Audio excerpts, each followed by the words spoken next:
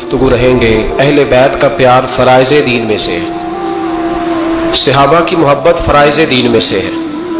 जिस तरह नमाज पढ़ना फ़र्ज़ है, रोज़ा रखना फ़र्ज़ है, हज करना फ़र्ज़ है, ज़कात देना फ़र्ज़ है, इस्तिताअत हो तो हज करना फ़र्ज़ है, इसी तरह अबू बकर सिद्दीक़ से प्यार करना भी फ़र्ज़ है, जनाब उमर से मोहब्बत करना भी फ़र्ज़ है, हज़रत उस्मान की अक़ीदत भी फ़र्ज़ है। और नबी पाक ने फरमाया अली से प्यार करने वाला मोमिन है, और फरमाया बुग़्ज़ अली निफ़ाक़, इसके सीने में अली का बुग़्ज़ हो वो मुनाफिक है, वो मुनाफिक है।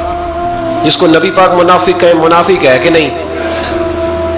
ज़िक्र अली इबादा, अन्नज़्रु इला वजह अली इबादा, फरमाया अली का चेहरा देखना भी इबादत है और उनका जिक्र करते रहना भी इबादत है। इस्लाम सिर्फ इखलाकियात का मज़हब नहीं, इखलाक मुसलमान का इखलाक ये उसका फल है, ये उसका पत्ते हैं, फूल हैं। लेकिन नबी पाक की गुलामी, हुजूर की मोहब्बत, सहाबा और अहले बैत का एहतराम ये ईमान की जड़ है। जड़ मजबूत ना हो तो ना फूल उगते हैं, ना फल आते हैं, ना टहनियों पर कोई पत्ता आता है। जड़ का मजबूत होना बड़ा जरूरी है।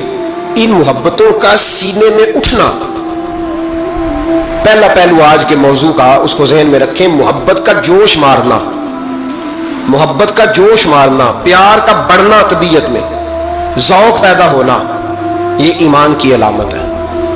यानी हज़रत उमर की बात सुन के दिल का ठंडा होना ईमान की अलामत है, और इमाम हुसैन की बात सुन के तबीयत का सुकून में आना ये ईमान की अलामत है। हज़रत फातिमा ज़हरा का जिक्र हो और वजूद के रोंगटे खड़े हो जाएं, तबीयत पे कैफ तारी हो जाए, सैयदा ज़ैनब का तज़किरा आए तो आंखों में आंसू छलक पड़े, ये ईमान की अलामत है। इंसान के वजूद पर असर हो, लेकिन जो आदमी कच्ची कच्ची बातें करे, कमज़ोर कमज़ोर कहानियाँ सुनाए कि नहीं जी वो ठीक है, अहले बैत ही असल थे, सारा कुछ वही थे, सहाबा बस वो।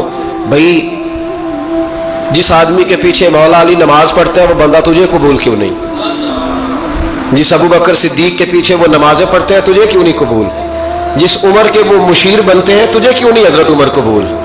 और जिस उस्मान गनी के बारे में मौला अली की ये राय है कि इमाम हसन और हुसैन को तलवारें दे के हजरत उस्मान के दरवाजे पर खड़ा करके कहा बेटा यहाँ खड़े रहना, कोई दुश्मन उस्मान के करीब ना आने पाए, तो जिस उस्मान के हजरत अली मुहाफिज है तुझे वो उस्मान क्यों कबूल नहीं?